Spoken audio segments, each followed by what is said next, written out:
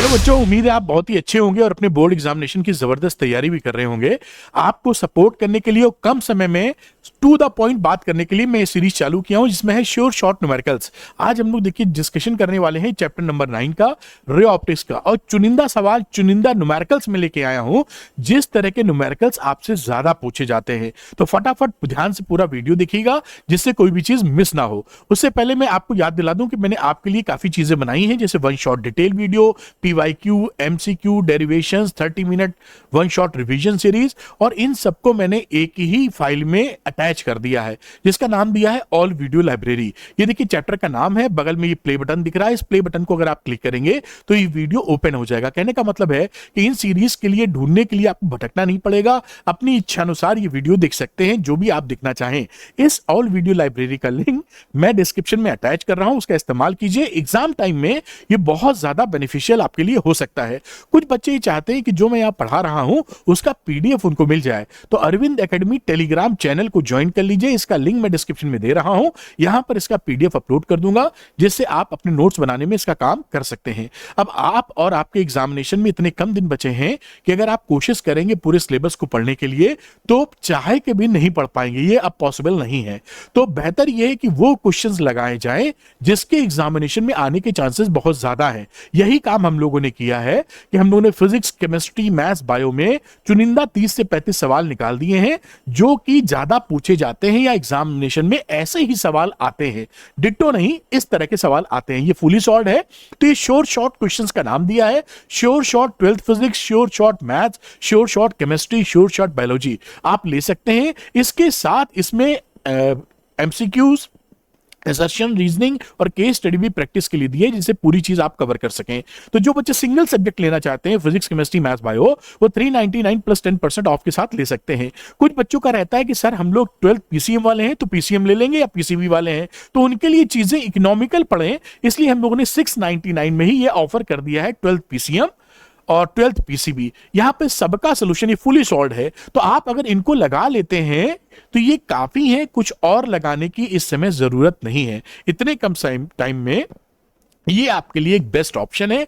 Examination में ऐसे ही सवाल आपसे पूछे जाएंगे। तो जो बच्चे इसको लेने में इंटरेस्टेड हैं उनके लिए अरविंद एकेडमी ऐप है, इसका लिंक डिस्क्रिप्शन में है, क्लिक करके डाउनलोड कर लीजिए। स्टोर सेक्शन में जाइए और वहां पर इसको ले लीजिए। वहां पर आपको बटन दिख सकता है क्लिक करने के लिए बाय नाउ, तो सीधे ले लीजिए, वरना शायद आई एम इंटरेस्टेड का बटन दिखे, उसको क्लिक करेंगे तो आपके पास एक मैसेज आ जाएगा व्हाट्सएप पर, और टेक्स्ट मैसेज भी, उसके लिंक को क्लिक करके पेमेंट कर देंगे तो ये कोर्सेज अनलॉक हो जाएंगे। ये थोड़ा आई एम इंटरेस्टेड का बदलाव इसलिए है कि गूगल की पॉलिसी में कुछ चेंजेस हैं, उसके लिए अलग से एक वीडियो बना के मैं आपको एजुकेट कर दूंगा कि मामला क्या है। ठीक है, आगे की बातचीत हम लोग करते हैं, और जिस वजह से ये वीडियो बन रहा है वो टू द पॉइंट बात करते हैं। बड़ा इंपॉर्टेंट सवाल है, ध्यान से समझेंगे। कई बच्चे इसमें भारी गलती करते हैं। तो ये देखिए क्या है, a tank is filled with water to a height of 12.5 centimetre. ये देखिए एक टैंक ले लिया है, इसमें जो एक वाटर है, पानी दे रखा है, उसको भरा है। ये इसकी जो डेप्थ है, पानी का जो लेवल है वो 12.5 सेंटीमीटर है। बड़ी अच्छी बात है। The apparent depth of A needle lying at the bottom of the tank. ये देखिए एक निडल है जो ऑब्जेक्ट मैंने कह दिया इसके बॉटम पर रखी गई है, उसका अपरेंट इमेज कहां दिख रहा है, 9.4 सेंटीमीटर पे। आप जानते हैं कि पानी के नीचे कोई चीजों ऊपर से देखें तो रिफ्रैक्शन होता है, वो ऊपर दिखने लगती है। तो ये जो निडल थी वो अब उसका इमेज बन रहा है थोड़ा ऊपर आई पर, और ये कितनी डेप्थ में है, 9.4 सेंटीमीटर ऊपर से नीचे तक। ये हम माइक्रोस्कोप से एक वॉच कर रहे हैं या मेजरमेंट कर रहे हैं। बड़ी अच्छी बात है। अब कह रहा है कि what is the refractive index of water. ये जो वाटर पानी डाले हुए हैं इसकी बेसिस पे रिफ्रैक्टिव इंडेक्स निकालो। पहले ये काम कर लेते हैं, फिर इसका जो सेकंड पार्ट है उसको संभालेंगे। तो ये बड़ा ही सरल सा सवाल है। जो रिफ्रैक्टिव इंडेक्स ऑफ वाटर होगा विथ रेस्पेक्ट टू एयर, ये छोटा सा फॉर्मूला होता है, real depth upon apparent depth. तो रियल डेप्थ कितनी हो गई भाई, 12.5 सेंटीमीटर, क्योंकि बॉटम में रखा हुआ है। और दिख कहां रहा है, कितनी गहराई में, 9.4 सेंटीमीटर के नीचे। इसको डिवाइड मार दिया, 1.33 इज द आंसर। बढ़िया, ये काम तो 2 मिनट का था, हो गया। अब ये क्या कह रहे हैं, if water is replaced by a liquid of refractive index 1.63। अब इस पानी की जगह हमने कुछ और डाल दिया, एक लिक्विड डाल दिया, और उस लिक्विड का रिफ्रैक्टिव इंडेक्स कितना है, 1.63। और सेम हाइट पर हमने ये माइक्रोस्कोप लगाया है और हम ये देखना चाहते हैं कि माइक्रोस्कोप अब, क्योंकि जो उसकी इमेज है ना वो कहीं और बनने लगेगी क्योंकि रिफ्रैक्टिव इंडेक्स हो गया है चेंज, तो इस माइक्रोस्कोप को कितना खिसकाएं आगे पीछे कि ये फोकस कर जाए, क्योंकि अभी ये जो फोकस कर रहा है उस आई पे फोकस कर रहा है। अभी आपको समझाता हूं, डायग्राम मैंने बनाया है जिससे एग्जैक्ट आप समझ जाएं। तो देखिए नया जो आपने लिक्विड डाला है उसकी वजह से इमेज कहां बन रहा है, एपरेंट इमेज, ये निकाल लेते हैं पहले। तो now tank filled with liquid, म्यूएल की वैल्यू है 1.63 और रियल डेप्थ तो वही थी 12.5 सेंटीमीटर। तो इसकी एपरेंट डेप्थ देखिए, फार्मूला क्या हो जाता है, real depth upon apparent depth. तो ये रिफ्रैक्टिव इंडेक्स 1.63 दे रखा था, ये रियल डेप्थ 12.5 थी, ये रहा एपरेंट डेप्थ। तो एपरेंट डेप्थ की वैल्यू कितनी होगी, 12.5 अपॉन 1.63। और ये आपका मोटा मोटा अब जो आपका इमेज फॉर्मेशन है वो 7.7 सेंटीमीटर पे है। अब आप विजुलाइज कर पाए इसके लिए मैंने एक डायग्राम बना दिया है, देखिए जैसे बात पकड़ पाए। अब जो है ये जो लिक्विड जो बदले थे ना उससे ये आई डैश बन रहा है और आई डैश की गहराई कितनी है, देखिए 7.7 सेंटीमीटर डेप्थ है इसकी। अब सिचुएशन ये है, तो अब ये माइक्रोस्कोप जो आई पर फोकस कर रहा था वो अब कहां हो कि इस पे फोकस कर पाए, तो भैया ये इमेज खसक गई है ना इतनी, ये देखो एरो देखो दोनों साइड, यानी 9.4 और 7.7 ये जो बीच का डिस्टेंस है इतना खिसक गई है इमेज।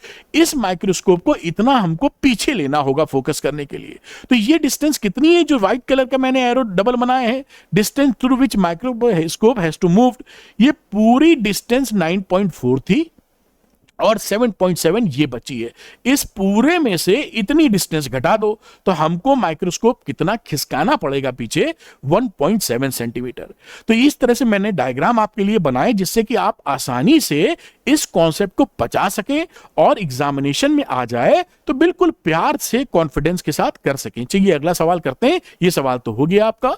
आइए नेक्स्ट क्वेश्चन की तरफ बढ़ते हैं। ये भी इंटरेस्टिंग सवाल अक्सर देते हैं, बड़ा सरल क्वेश्चन है लेकिन देते हैं। देखिए जो सवाल लिखा है उसको मैं फोटो से ही समझ लेंगे। ये एयर और ग्लास का एक मीडिया है, दो मीडिया है, मीडियम है कह लीजिए, मीडिया सिंगल को बोलते हैं, मीडियम प्लूरल फॉर्म होता है उसका। तो एयर में देखिए 60 डिग्री एंगल है और ग्लास में 35 डिग्री, आई और आर ये दे रखा है। फिर इन्होंने वाटर और एयर ले लिया है, इस समय एयर से वाटर में आ रही है 60-47। अब कह रहे हैं कि वाटर और ग्लास का पेयर ले लो और इसमें एंगल आई तो हमको दे दिया है, आर बताओ कितना होगा। बहुत सरल है। चलिए ये जो पहला केस है इसके लिए थोड़ा सा दिमाग लड़ाते हैं। इसके लिए हम स्नेल्स लॉ लगा देंगे, मतलब mu is equal to sine i upon sine r. ये देखिए लगा दिया फॉर फ्रॉम फिगर 1 या ए बोल लीजिए। तो refractive index of glass with respect to air जो फॉर्मूला होता था sine i upon sine r, तो साइन आई हो गया 60 डिग्री और साइन आर हो गया 35 डिग्री।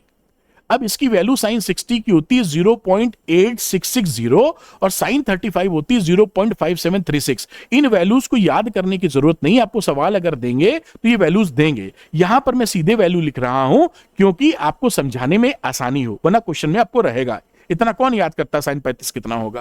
खैर तो साइन 60 साइन 35 वैल्यू रखी तो 0.8660 और 0.5736 को डिवाइड किया 1.51 आ गया। ये रिफ्रैक्टिव इंडेक्स किसका है बेटा, इस ग्लास का है, म्यू जी का। अब ये सेकंड वाले में चलो भैया बी में, यही काम हम बी के लिए लगा देते हैं, कोई दिक्कत थोड़ी है। तो refractive index of water with respect to air sine i upon sine r. Sine i हो गया देखिए 60 डिग्री और साइन आर हो गया यहां दे रखा है ये देखिए 47 डिग्री। ये वैल्यू लगा दी, दोनों की सेम जो वैल्यू होती है और इसको हमने डिवाइड किया तो 1.31 आ गया इसका रिफ्रैक्टिव इंडेक्स। अब रिफ्रैक्टिव इंडेक्स की कोई यूनिट तो होती नहीं है इसलिए सिंपली छोड़ के रखो। अब दूसरी बात, इस पेयर ऑफ मीडिया में आ जाओ, वाटर और ग्लास में। तो यहां देखिए फ्रॉम फिगर सी आपने रिफ्रैक्टिव इंडेक्स लगाएंगे ग्लास का विद रिस्पेक्ट टू वाटर, क्योंकि पहले मीडियम से दूसरे मीडियम में जब रे जाती है तो रिफ्रैक्टिव इंडेक्स सेकंड का लेते हैं विद रिस्पेक्ट टू फर्स्ट। तो refractive index of glass with respect to water, इसका फॉर्मूला क्या होता है, म्यू जी अपॉन म्यू डब्ल्यू एयर के रिस्पेक्ट में, इसको लग दिया ऐसे और sine i upon sine i आ गया। बड़ी आसान सी बात है।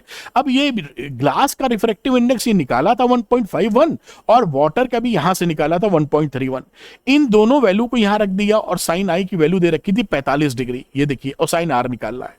बस साइन आर को एक तरफ कर लो, ये बाकी वैल्यूज को फिट कर दिया। साइन 45 0.707 होती है, ये तो 1/√2 की वैल्यू हमको एसी करंट में भी पता थी 0.707 होती है। तो साइन आर कैलकुलेट करोगे तो 0.6181 और आर ले लोगे इसकी वैल्यू निकालने के लिए, तो ये करीब करीब आ जाएगा 38.2 डिग्री। तो आर आपने फाइंड कर लिया। यहां पर देखिए निकालने का तरीका या मेथड आप पकड़ लीजिए। जो वैल्यूज हैं ये कोई याद नहीं रखता, ये सवाल में वो देंगे या कोई तिकड़म देंगे जिससे निकल जाए, लेकिन जो मेथड है वो मेथड आपको पता होना चाहिए। चलिए ये सवाल भी हो गया, बड़ा सुंदर सवाल, ऐसे सवाल बनते रहते हैं। अगला सवाल देखते हैं, और ये देखिए यहां लिखा है double convex lenses are to be manufactured from a glass of refractive index 1.55। एक फिगर मैंने बनाई थी, आपके सामने ले लेते हैं। ये देखिए डबल कॉन्वेक्स लेंस है और इनके दोनों फेसेस की रेडियस सेम है बेटा। ये जो कर्वेचर होता है ना, ये पहला वाला देखिए लिखा भी है, फिर से एक बार, ये फर्स्ट है ये सेकंड। तो इनका R1 R2 का जो मैग्नीट्यूड है वो रेडियस सेम है। विथ साइन हम फॉर्मूले में डालते हैं। पूछ रहा है what is the radius of curvature required, यानी ये आर ही हमको पता करना है जिससे हमारी फोकल लेंथ कितनी हो जाए इस डबल कॉन्वेक्स लेंस की, प्लस 20 सेंटीमीटर, और प्लस तो कॉन्वेक्स लेंस है तो होगा ही होगा। तो यहां देखिए म्यू दिया है 1.55, सवाल के अंदर दे रखा है। फोकल लेंथ प्लस 20 सेंटीमीटर होती है, प्लस इसलिए कि कॉन्वेक्स लेंस की तो 20 सेंटीमीटर होती है, डबल कॉन्वेक्स लेंस है ये। अब R1 R2 विथ साइन देख लेते हैं। रे देखिए इधर से लेफ्ट साइड से आ रही है, ये रे है। तो आप इस 1 के लिए जो रेडियस ऑफ कर्वेचर इधर नापेंगे तो उसी डायरेक्शन में नाप रहे हैं जिस डायरेक्शन में रे है, तो R की वैल्यू प्लस R आ जाएगी। बड़ी सुंदर बात। अब ये सेकंड सरफेस ये है, देखिए यहां पे लिख भी दिया मैंने। अब इसका रेडियस ऑफ कर्वेचर आप इधर नापेंगे तो ये इसके अपोजिट है, इसलिए माइनस R आ जाएगा। बात इतनी आपको आती होगी, फिर से मैं रिट्रेट कर रहा हूं इसको। अब यहां पर लगा दीजिए लेंस मेकर्स फॉर्मूला, क्योंकि ये बाहर एयर का मामला है इसलिए सिंपली म्यू इस्तेमाल किया जा सकता है। 1/f mu -1 1/r1 -1/r2। अब यहां पे f की वैल्यू रख दी 20 प्लस 20 जो यहां पर दे रखी थी, और म्यू था 1.55 जिस मटेरियल का आपको लेंस बनाना है, और R1 R2 को विथ साइन पुट कर दिया। R1 का मतलब है प्लस R और R2 का मतलब था माइनस R, तो ये प्लस हो गया, ध्यान दे पा रहे होंगे। अब ये वैल्यू बन गई 1/20 0.55 इंटू 2/R। अब यहां से R आप कैलकुलेट कर लो, सिंपल सी बात है, और R आ गया आपका 22 सेंटीमीटर। तो ये सवाल देखिए बहुत सरल भी होते हैं और इसीलिए दिए जाते हैं कि जिस बच्चे ने थोड़ी भी पढ़ाई की है इस सवाल को सॉल्व कर ले। और देखिए कितनी आराम से हो गया। ये वेरी इंपॉर्टेंट क्वेश्चन है, ऐसा क्वेश्चन घूम फिर के हमेशा मिलता रहेगा। कुछ और जबरदस्त इंटरेस्टिंग क्वेश्चन मैं कराने वाला हूं, पूरा वीडियो ध्यान से देखिएगा, नोट्स बनाइएगा, मजा आ जाएगा आपको। चलिए अगला सवाल मैं कराता हूं आपको। लिखा है a small telescope has an objective lens of focal length 144 centimetre. ये देखिए मैंने मेंशन कर दिया है जिससे आप फटाक से पकड़ लें बात को, शार्प शूटर की तरह। तो f0 ऑब्जेक्टिव लेंस का फोकल लेंथ 144 सेंटीमीटर है और आईपीस का फोकल लेंथ दे रखा है 6 सेंटीमीटर। ये लिख लिया हमने, कोई दिक्कत नहीं। What is the magnifying power of the telescope, telescope की मैग्नीफाइंग पावर। जब भी मैग्नीफाइंग पावर आपसे पूछी जाए और ये ना बोला जाए कि फाइनल इमेज इंफिनिटी पे है कि least distance of distinct vision D पर है कैपिटल, तो आप हमेशा नॉर्मल विजन नॉर्मल एडजस्टमेंट के लिए निकालेगा, यानी कि फाइनल इमेज एट इंफिनिटी। तो यहां पर स्मॉल टेलीस्कोप पर नॉर्मल एडजस्टमेंट के लिए जो मैग्नीफाइंग पावर आई वो FO/FE होती है। FO की वैल्यू 144 और FE की 6 डिवाइड कर दिया 24। आपको मालूम होगा कि मैग्नीफाइंग पावर की कोई यूनिट नहीं होती, इसलिए केवल नंबर आएगा। ये 24 इसका नंबर आ गया, आंसर 24 हो गया। आगे पूछ रहे हैं what is the separation between objective and eyepiece. अब ऑब्जेक्टिव लेंस और आईपीस का सेपरेशन पूछ रहे हैं। नॉर्मल एडजस्टमेंट में जो सेपरेशन होता है वो FO+FE होता है। तो FO/FE जोड़ दीजिए, 144 प्लस 6 150 सेंटीमीटर, यानी इसकी जो ट्यूब लेंथ है यानी कि लेंथ ऑफ दी टेलीस्कोप वो है 150 सेंटीमीटर और FO/FE के बीच का डिस्टेंस भी इतना है। ये सवाल भी कितने प्यार से हो जाता है, ये कई बार आ भी चुका है। बहुत सरल सवाल है लेकिन आना तो चाहिए, आएगा तो सरल और कठिन क्या करना ही है। अब ये बहुत ही प्यारा सवाल आपको करवा रहा हूं और ऐसे सवाल घूम फिर के जरूर मिलेंगे। देखिए लिखा है a prism is made of glass of unknown refractive index. ये प्रिज्म का फोटो जैसे आप पकड़ पाए, इस किस मटेरियल का ये बना है हमको ये नहीं मालूम, उसका रिफ्रैक्टिव इंडेक्स निकालने को बोलेंगे अभी। ये a parallel beam of light is incident on a face of the prism. ये देखिए एक पैरेलल बीम ऑफ लाइट है, एक रे बनाई है, ऐसी बहुत सारी पैरेलल रेज ऐसे अटैक करेंगी इस पे। एक दिखा दी, अपना काम एक से चल जाएगा। The angle of minimum deviation is measured to be 40 centimetre. अब इसका जो एंगल ऑफ मिनिमम डिविएशन है, देखिए मैंने यहां लिखा है ये 40 डिग्री है, ये सवाल दे रखा था। और what is the refractive index of the material of the prism, अब पूछ रहा है भैया इसका म्यू बता दो कितना है। अभी हम बता देंगे, ये सवाल ये बड़ा इंपॉर्टेंट है, ये फॉर्मूला काफी इंपॉर्टेंट है। फिर ये कह रहा है कि अच्छा ये बता रहा है the refractive angle of the prism is 60। इसका जो रिफ्रैक्टिंग एंगल है बेटा, एंगल ऑफ प्रिज्म जिसे आप बोलते हैं, वो 60 डिग्री का दिया है। इफ द प्रिज्म, अब ये सेकंड पार्ट है, एक तो पूछा म्यू बताओ इसका, अब सेकंड पार्ट अभी हम करेंगे, पहले फर्स्ट कर लेते हैं। फर्स्ट के लिए म्यू का देखिए बड़ा सिंपल सा फॉर्मूला है, और ये बड़ा इंपॉर्टेंट फॉर्मूला है बेटा, क्योंकि इस पर आप देखेंगे हर साल कुछ ना कुछ आपको आता जाता दिखेगा। इसको जरूर पकड़ लीजिए। Mu g a refractive index of glass with respect to air, sine A plus delta m upon 2 और साइन ए बाई 2। ये फॉर्मूला बड़ा इंपॉर्टेंट। साइन लिखा, ए की वैल्यू 60 हो गई, angle of minimum deviation 40 degree upon 2 और साइन 60 अपॉन 2। अब इसको सॉल्व कर लीजिए, ऊपर हो गया देखिए 100 अपॉन 2 यानी साइन 50, और नीचे आ गया साइन 30 डिग्री। साइन 50 और 30 डिग्री की वैल्यू आपने रखी, 1.532 आपका आंसर आ गया। पहला पार्ट हो गया, लेकिन यही इन्होंने छोड़ा नहीं है। अब ये क्या कह रहे हैं कि भैया इस पूरे सेटअप को पानी में डुबो दीजिए आप, और अब बताइए एंगल ऑफ मिनिमम डिविएशन क्या है। तो इसको उठाकर हम पानी में, जिसका रिफ्रैक्टिव इंडेक्स दिया है 1.33, पानी में इसको डुबकी लगवा दी हमने। भाई लगवा दो, जब सवाल कह रहा है। हमने लगाई तो डेल्टा एम डैश पूछ रहा है, क्योंकि एंगल ऑफ मिनिमम डिविएशन अब बदल जाएगा, क्योंकि इसके आजू बाजू अब क्या है, अब वाटर है ना, पानी दोनों तरफ। अब पानी का रिफ्रैक्टिव इंडेक्स भी हमको पता है, तो अब हम सवाल निकालते हैं। देखिए अब क्या हो जाएगा, रिफ्रैक्टिव इंडेक्स ऑफ ग्लास, ये जो रिफ्रैक्टिव इंडेक्स है विद रिस्पेक्ट टू वाटर, वो हो जाएगा sine A plus delta m dash upon 2 और साइन ए बाई 2। ये refractive index of glass with respect to water को क्या लिख सकते हो, refractive index of glass upon refractive index of water. और ये वैल्यू तो साइन ए हमें पता ही था, वैल्यू फीड कर दी।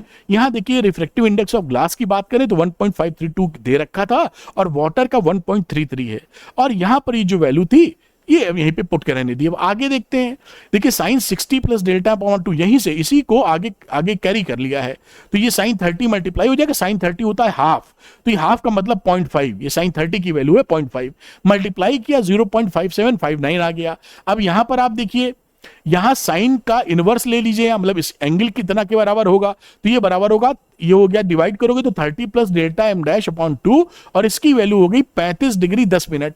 इसमें दिमाग ना फंसाइएगा कि ये वैल्यू कैसे आई है, आप कोई सवाल में देंगे, कुछ ना कुछ जुगाड़ देंगे, कोई याद थोड़ी करेगा ये वैल्यू।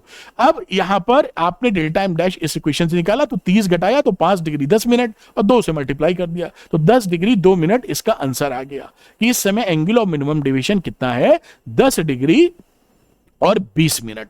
फर्स्ट क्लास, एक शानदार सवाल आपने कर लिया और मजबूती से आगे बढ़ रहे हैं आप। चलिए अगला एक और इंटरेस्टिंग सवाल देखते हैं हम लोग।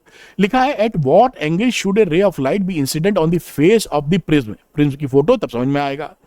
ऑफ रिफ्रैक्टिव एंगल 60, ये जो रिफ्रैक्टिव एंगल है बेटा ये 60 डिग्री है, so that it just suffers total internal reflection at the other face. कह रहा है कि कितने I1 पर हम भेजें इसको कि ये दूसरे फेस पर बाजू में ऐसे निकल जाए, जस्ट सफर। तो ये जस्ट सफर का मतलब है कि ऐसे से एज से इस मीडियम में गई, टच करती हुई निकल जाए, ये जस्ट सफर्स TIR हो गया। The refractive index of the material of the prism is 1.524, और रिफ्रैक्टिव इंडेक्स आपका प्रिज्म का दे रखा है। अब देखिए यहां पर ये जस्ट सफर TIR करेगा अगर टोटल इंटरनल रिफ्लेक्शन, तो ये जो R2 है ना, ये क्रिटिकल एंगल के बराबर हो जाएगा, तभी तो रिफ्रैक्टिंग एंगल 90 हो रहा है। तो ये R2 इस समय क्या है, क्रिटिकल एंगल के बराबर है। तो यहां पर लिख दिया है I2 is equal to IC, यानी क्रिटिकल एंगल के बराबर। अब साइन IC की वैल्यू निकाली, क्योंकि म्यू हमको दे रखा था रिफ्रैक्टिव इंडेक्स ऑफ प्रिज्म, तो 1/1.524 ये वैल्यू रख दी, और इसको डिवाइड किया तो 0.6542 आ गया। अब साइन IC बराबर इतना है, तो IC कितना होगा, निकाल लिया, साइन इनवर्स 0.6542, जो कि 41 डिग्री के आसपास आ गया है, 41 डिग्री के आसपास। हमें देखिए R1 निकालना, ये सवाल बहुत इंटरेस्टिंग है, वेरी वेरी इंपॉर्टेंट कह दूं, अगर आपने ठीक से लगाया नहीं है तो परेशानी हो सकती है। IC या R2 हमको पता हो चुका है, बड़ी अच्छी बात है। अब हम एक रिलेशनशिप जानते हैं प्रिज्म के लिए कि R1 प्लस R2 की वैल्यू A होती है, और R1 R2 होता क्या है, ये R1 है और ये R2, फिगर इसीलिए बना दी थी कि इसे आराम से समझ जाए। तो R1 प्लस R2 A होता है, तो R1 की वैल्यू यानी ये R1 अगर निकालना है तो A माइनस R2 कर दो। A है यहां पर 60 डिग्री और R2 IC के बराबर था जो 41 डिग्री था। 60 माइनस 41, 19 डिग्री आपकी वैल्यू आ गई। ये 19 डिग्री क्या है, R1 की वैल्यू। अब इस सरफेस के लिए जो AB सरफेस है, इसके लिए स्नेल्स लॉ लगा दो, sin I upon sin R वाला, और काम बन जाएगा। ये देखिए लगा दिया, for AB surface applying Snell's law, mu की वैल्यू हो गई sin I1 अपॉन R1। ये I1 R1 पता, म्यू पता, I1 निकल आएगा। अब देखिए sin I1 की वैल्यू क्या हो गई, mu into sin R1। Mu था 1.524 और साइन R1 यानी R1 था 19 डिग्री, साइन 19 डिग्री कर दो, तो ये वैल्यू हो गई 1.524 और साइन 19 की वैल्यू हो गई 0.3256, मल्टीप्लाई किया 0.4962। तो I1 कितना आ गया यहां से, sine inverse this is approximately equal to 30 degree. तो ये आप देख पाए होंगे। करने के मेथड पे ध्यान दीजिएगा। सवाल तो इस तरह बनाया जाएगा कि आप कर ही लें, मतलब फिगर अचीव ही कर लें, लेकिन मेथड तो, दिमाग कॉन्सेप्ट तो आपको ही लगाना है। ये 30 डिग्री, देखिए सवाल इंटरेस्टिंग क्यों है, पहले आईसी का कॉन्सेप्ट जानिए आप, क्रिटिकल एंगल कब है, फिर उसकी वजह से इस रिलेशन के बारे में जानकारी हो तो हम R1 निकाल पाएंगे और फिर स्नेल्स लॉ लगा पाएंगे। तो बेसिकली 3 कॉन्सेप्ट का मिश्रण है ये। पहला हो गया क्रिटिकल एंगल, दूसरा इस रिलेशन को जानना, और स्नेल्स लॉ लगाना। तो इसलिए इंपॉर्टेंट सवाल बन जाता है। चलिए आगे भी ये सवाल लगा लेते हैं जो हमें काफी मदद करेंगे। A small telescope has an objective lens of focal length 140 centimetre, ये 140 सेंटीमीटर है, एंड आईपीस की फोकल लेंथ 5 सेंटीमीटर है। What is the magnifying power of the telescope for viewing distant objects. Telescope normal adjustment में, तो normal adjustment में M क्या होता है, एफओ अपॉन एफई, तो 140 अपॉन 5 कर दीजिए, 28 की मैग्नीफाइंग पावर आ गई। और फाइनल इमेज जब कैपिटल डी पे बनना, least distance of distinct vision, LDDV आप बोलते हैं, तो उसमें 25 सेंटीमीटर पे जब बनेगा तो उसमें जो आपकी मैग्नीफाइंग पावर होती है वो होती है FO upon FE 1 plus FE upon D. FO सब वैल्यू दे रखी है, ये FO upon FE 1 plus FE 5 upon 25, solve किया, ये 33.6 आपका आंसर आ गया। मैग्नीफाइंग पावर की कोई यूनिट नहीं होती, तो इन दोनों का बेसिकली हमें फॉर्मूला पता हो और बड़े सिंपल तरीके से इसको आप निकाल पाएंगे, तो ये भी आप बड़े अच्छे से कर पाए। चलिए अगला सवाल देखते हैं जो काफी इंटरेस्टिंग यहां भी बनेगा। अच्छा, ये सवाल बड़ा इंपॉर्टेंट है, मजेदार है। Two monochromatic rays of light are incident normally on the face of AB। ये देखिए AB पर 2 रेज आपकी नॉर्मली अटैक कर रही है, मतलब 90 डिग्री पर है। उसके बाद पहले फर्स्ट वाले के लिए रिफ्रैक्टिव इंडेक्स प्रिज्म का 1.33 है और सेकंड वाले के लिए रिफ्रैक्टिव इंडेक्स 1.25 है। दोनों रेस के लिए रिफ्रैक्टिव इंडेक्स अलग है। ये आइसोसेलेस प्रिज्म में 45 डिग्री आपको दे रहा है। कह रहा है trace the path of these raise after entering the prism. ये जब घुसेंगी तो देखिए यहां पर अटैक करेंगी, ऐसे सीधे निकल जाएंगे क्योंकि 90 डिग्री पर है। ये कौन कहां से, भाई जब ये पूछे तो समझ जाना कि हो सकता है किसी में टोटल इंटरनल रिफ्लेक्शन हो रहा हो, उसको चेक कर लेने की बात बनेगी कि भाई अगर TIR हो रहा है तो ये पलट जाएगी और नहीं हो रहा है तो ये आगे निकल जाएगी। इसको जांचने का तरीका क्या है कि पहले हम क्रिटिकल एंगल निकालें और देखिए एंगल ऑफ इंसिडेंस इससे ज्यादा है कि कम, ज्यादा है तो TIR होगा वरना नहीं होगा। तो क्रिटिकल एंगल निकालते पहले वाले के लिए जिसमें रिफ्रैक्टिव इंडेक्स 1.33 हमको दे रखा था, तो μ1 की वैल्यू होती 1 अपॉन साइन C1, तो साइन C1 हो गया 1 अपॉन μ1 यानी 1 अपॉन 1.33 और 0.75 यानी C1 निकालें तो 48 डिग्री आ गया। इसी तरह आप क्रिटिकल एंगल सेकंड वाले के लिए निकालो जहां पर रिफ्रैक्टिव इंडेक्स 1.45 है, तो ये देखिए वही फॉर्मूला लगाया, साइन C2 1 अपॉन μ2 1 अपॉन 1.45, 0.69 वैल्यू आ गई। अब इस रिलेशनशिप से C2 की वैल्यू आ गई 43 डिग्री। ये में क्रिटिकल एंगल पता चल चुके हैं। अगर क्रिटिकल एंगल से एंगल ऑफ इंसिडेंस ज्यादा होगा तो TIR होगा वरना नहीं होगा। चलिए फिगर दिखा देते हैं आपको। अब देखिए फॉर 2 यहां पे जब ये रे जाएगी और हिट करेगी तो 45 डिग्री बनाएगी नॉर्मल से, क्योंकि 45 था ही, ये 90 था ही और ये 45 अपने ट्रायंगल है तो 45 बना, तो ये भी 45 हो गया। बड़ी अच्छी बात। तो सेकंड वाले के लिए, इसके लिए हालचाल देखिए, आई हो गया 45 डिग्री और क्रिटिकल एंगल है 43 डिग्री हमने निकाला है, ये देखिए। तो यहां पर आई जो है सी से बड़ा हो गया है, यानी टीआईआर होगा। तो टीआईआर अगर होगा तो ये जाएगी नहीं, पलट जाएगी ऐसे। ये 45 तो भैया ये भी 45 यहां से चली गई। पहली रे के लिए देखते हैं हम लोग, आई है 45, यहां भी वैसे ही 45, लेकिन क्रिटिकल एंगल 48 डिग्री है। तो ये एंगल जो ये यहां पर जो एंगल ऑफ इंसिडेंस है ये उल्टा लिख दिया, ये यहां पर बड़ा होगा और ये यहां पर ऐसे छोटा होगा।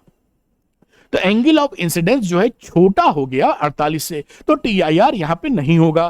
तो ये रे आ रही है पहले मीडियम से दूसरे मीडियम में, ये पास कर गई। ये आपने ट्रेसिंग कर दी पाथ की। तो ये जो ट्रेसिंग ऑफ पाथ है, इस पे सवाल भी आपसे बहुत पूछे जाते हैं, ध्यान पूर्वक पकड़ लेना ही अच्छा है। चलिए अगला सवाल करते हैं, ये भी आप सीख गए। अब देखिए यहां पर भी इंटरेस्टिंग सवाल है, क्योंकि आपको ऑप्टिकल इंस्ट्रूमेंट को पहचानने की बात कर रहा है। An optical instrument uses an objective lens of power 100D और आईपीस जो है उसकी पावर 40D है। Final image is formed at infinity when the tube length of the instrument is kept to be 20 centimetre. कह रहा है ये identify कीजिए कि ये ऑप्टिकल इंस्ट्रूमेंट कौन सा है। तो आइडेंटिफिकेशन के लिए क्या करेंगे, ऑब्जेक्टिव का पावर दे रखा है 100D, तो हम जानते हैं power is equal to 1/FO होता है, इन मीटर में अगर डाल दें तो FO हमने मीटर में निकाला तो 1/100 मीटर आ गया। इसको मीटर को ये हो गया 0.1 मीटर यानी 1 सेंटीमीटर। अब इसी तरह से FE की बात कर लेते हैं, ये 40 डायोप्टर दे रखा है, FE निकाला तो 1/40 मीटर यानी 0.25 मीटर यानी 25 सेंटीमीटर। अब देखिए इन दोनों का हमारे पास फोकल लेंथ मिल चुका है, और आप जानते हैं कि फोकल लेंथ ऑब्जेक्टिव का अगर आईपीस से छोटा है तो ये कंपाउंड माइक्रोस्कोप होता है। तो साहब ये कंपाउंड माइक्रोस्कोप क्यों है, क्योंकि FO की वैल्यू यहां देखें ये FE से कम है। FO यानी ऑब्जेक्टिव की फोकल लेंथ अगर कम होगी तो कंपाउंड, अगर ज्यादा होगी तो टेलीस्कोप। ठीक है, ये बात आप पकड़े। अब लिखा है calculate the angular magnification produced by the instrument. अब ये इंफिनिटी पे जब बन रहा होगा नॉर्मल एडजस्टमेंट में, तो मैग्नीफाइंग पावर क्या होगी, L/FO D/FE। L दे रखा था 20, यहां देखिए 20/1, D होता है 25 और FE की वैल्यू 2.5, ये 200 का मैग्नीफाइंग पावर यहां पे आ गया। इस तरह से ये सवाल आपके हो गए, और मुझे लगता है कि हम लोगों ने बहुत कम समय में बहुत शानदार सवाल लगाए हैं। तो थैंक्स फॉर वॉचिंग, और अरविंद एकेडमी चैनल को सब्सक्राइब करना मत भूलिएगा। ये सवाल चुन के मैं आपके लिए लाया हूं। वीडियो को शेयर और लाइक कीजिए, और एक इंपॉर्टेंट बात, डिस्क्रिप्शन में आपके लिए कुछ लिंक्स हैं, उसको देखना मत भूलिएगा, वो आपके रिजल्ट्स को बहुत आगे ले जाएंगे। Thank you very much, wish you all the best, God bless you, bye बेटा।